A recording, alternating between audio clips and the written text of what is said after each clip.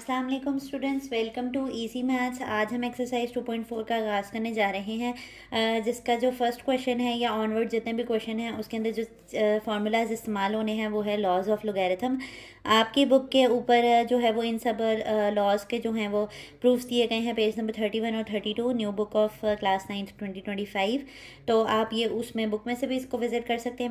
मैंने आपके लिए समराइज़ करके एक ही पेज पे लिख लिया है कि अगर आप ये एक्सरसाइज स्टार्ट करने जा रहे हैं तो ये आप अपने नीट जो भी नोट्स वगैरह बना रहे हैं उसमें ये लाजमी लिखें, क्योंकि इनकी एप्लीकेशन, इनका इस्तेमाल आपको आगे इस एक्सरसाइज के हर सवाल में दिखेगा। तो ज़रूरी है कि आप इनको समझें और इनको याद रखें, और इनको याद रखने का भी इंतहाई आसान तरीका है, वो इंशाल्लाह आपको at the end of the video सब बातें क्लियर हो जाएंगी। तो सबसे पहला जो लॉ है वो है प्रोडक्ट लॉ। लॉ किसी भी चीज़ ऐसे बात को कहते हैं जो कि बहुत दफ़ा टेस्ट हो चुका हो, और टेस्ट होकर यानी कि उसके ऊपर इतनी दफ़ा एक्सपेरिमेंट हो कि वो चीज़ जो है वो फॉल्सिफाइबल ना रहे, यानी जिस चीज़ को आप गलत नहीं करार दे सकते वो कानून बन जाता है। ठीक है, तो यानी कि ये बात बिल्कुल ट्रू है जो कि हमें डिराइव करके दे दी गई है। अब हमारा काम बस इतना है कि हम इसको याद कर लें। प्रोडक्ट का मतलब क्या होता है? मल्टीप्लिकेशन।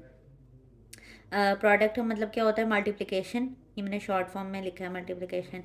तो मल्टीप्लिकेशन का मतलब है कि कोई दो नंबर्स हैं लोगैरिथम के अंदर जो मल्टीप्लाई हो रहे होंगे। अब इसका लॉ क्या कहता है कि अगर कोई लॉग है और वो किस बेस के मुताबिक लिया जा रहा है, यहाँ पे उन्होंने ऐसी फार्मूला बनाने के लिए बी ले लिया कि बेस जो है वो बी है, और कोई दो नंबर्स हैं जो प्रोडक्ट में है। प्रोडक्ट का मतलब है कि वो मल्टीप्लाई हो रहे हैं।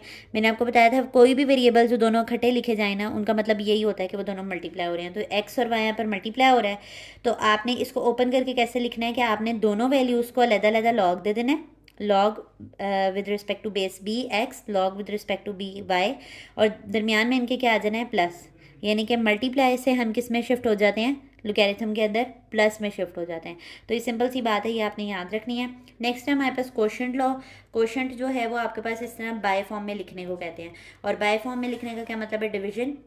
यानी कि अगर कोई दो नंबर्स लोगैरिथम के अंदर डिवाइड हो रहे हैं, वो नंबर्स आपने कोई भी ले लिए, एक्स और वाई उनका नाम दे दें, ए और बी दे दें, कोई फ़र्क नहीं पड़ता। यहाँ बुक ने आपके एक्स और वाई दिए हुए।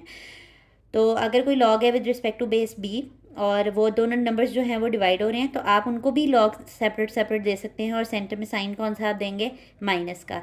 यानी इसमें हमने क्या देखा कि हम डिवीजन से किस में कन्वर्ट करते हैं अपने लोगैरिथम को? माइनस में। मल्टीप्लिकेशन है तो एक ही लॉग होगा, प्लस है तो सेपरेट सेपरेट लॉग, डिवीजन है तो एक ही लॉग होगा, अगर सेपरेट सेपरेट है तो सेंटर में माइनस आ जाएगा। डन। नेक्स्ट है हमारे पास पावर लॉ। इसको एक्सपोनेंट लॉ भी कह सकते हैं, क्योंकि एक्सपोनेंट का मतलब भी पावर ही होता है। ठीक है, तो उसने कहा है कि अगर कोई भी नंबर है, log with respect to base b लिया जा रहा है और उस नंबर के ऊपर पावर है, कोई भी पावर कह लें एन है, तो आपने उसको कैसे लिखना है कि एन जो है वो शुरू में चला जाएगा और वो नंबर के तौर पे मल्टीप्लाई होगा। क्या मतलब? आपको भी सबकी एक एक एग्जाम्पल बताती हूँ ताकि आपको ज़रा मज़ीद क्लियर हो। अभी आप बस इतना समझेंगे, अगर किसी लॉगरिथम के अंदर कोई पावर किसी नंबर पर आ जाएगी तो आपने उस पावर को शुरू में ले जाना है एज ए नंबर, जो कि जाकर लॉग के साथ मल्टीप्लाई होगा। नेक्स्ट क्या है आपके पास? Change of base law. बाज़ ऐसा होता है कि जिस जो बेस उसने सवाल में दी होती है उससे वो सोल्यूशन नहीं निकलना पॉसिबल होता है, तो फिर हम अप्लाई करते हैं चेंज ऑफ बेस लॉ, यानी कि हम बेस को बदल देते हैं। तो बेस को बदलने का क्या तरीका है कि लॉग अलहदा दे दें एक्स को और लॉग अलहदा दे दें बेस बी को। ठीक है, और इनकी जो बेसिस हैं वो चेंज करके हमने क्या रख दी हैं? ए रख दिया है। जब हम इससे रिलेटेड क्वेश्चन करेंगे तो वो आपको मज़ीद एलेबोरेट हो जाएगा। ठीक है, तो अभी आपको एक एक एग्जाम्पल बताते हैं, फिर अपनी इंशाल्लाह एक्सरसाइज की तरफ मूव करते हैं। पहले वाले का सवाल आपको किस तरह से आ सकता है? पहले वाले लॉ का एक एग्जांपल दे रही हूँ। लॉग यहाँ पे 2 कह लो बेस है, और 3 मल्टीप्लाई बाय 4 इस तरह करके अगर लिखा हुआ है, तो आप इसको किस तरह लिखोगे? लॉग 2 3 को लहदा लॉग दे दोगे, लॉग उसी बेस के साथ 4 को लहदा दे दोगे, और हमने क्या कहा था कि हमने सेंटर में कौन सा साइन लगाना है?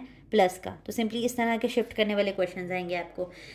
क्वेश्चन लॉ में क्या था कि अगर आपके पास कोई दो नंबर्स हैं जो कि डिवाइड हो रहे हैं, लेट सपोज यहाँ पर आ जाता है 3/4 ही ले लेते हैं चलिए एग्जाम्पल में। तो यहाँ पर भी आप क्या करेंगे कि दोनों को लॉग अलग-अलग दे देंगे, और सेंटर में क्या आ जाएगा? क्वोशंट की वजह से माइनस आ जाएगा। ठीक है, पावर वाले की एक एग्जांपल देख लें आप। थर्ड वाला जो हमारे पास है वो पावर लॉ है। तो आप देखें यहाँ पर मैं कोई ऐसा नंबर लिखती हूँ, मैं कहती हूँ 2 लॉग लेना है और 81 के लिए। अब आप देखें 81 में आप कहेंगे कोई पावर नहीं दिख रही, लेकिन हमें क्या सीखा हमने कि अगर कोई नंबर आ जाए बड़ा तो हम उसको पावर में कैसे कन्वर्ट करेंगे? हम उसका एलसीएम ले लेंगे। तो आप करके देखें तो 3 की पावर 4 लो तो 81 आता है। अब इस पर 4 आ गया। अब हमने क्या सीखा कि पावर ने कहाँ चले जाना है? शुरू में। तो पावर रूल के मुताबिक हम क्या कहेंगे? ये 4 शुरू में चला गया, और अब हमें जो सिंपली कैलकुलेट करना है वो logarithm with respect to base 3 find करना है इंस्टेड ऑफ इतने बड़े वैल्यू का। यानी बड़ी वैल्यू उसका लोगैरिथम निकालना हमारे लिए टेक्निकल होता है, तो हम उसको छोटी वैल्यू में कन्वर्ट कर देंगे और पावर को शुरू में ले जाएंगे। अब log 3 का कोई भी आंसर आए उसके साथ 4 जो है वो मल्टीप्लाई हो जाएगा, ठीक है।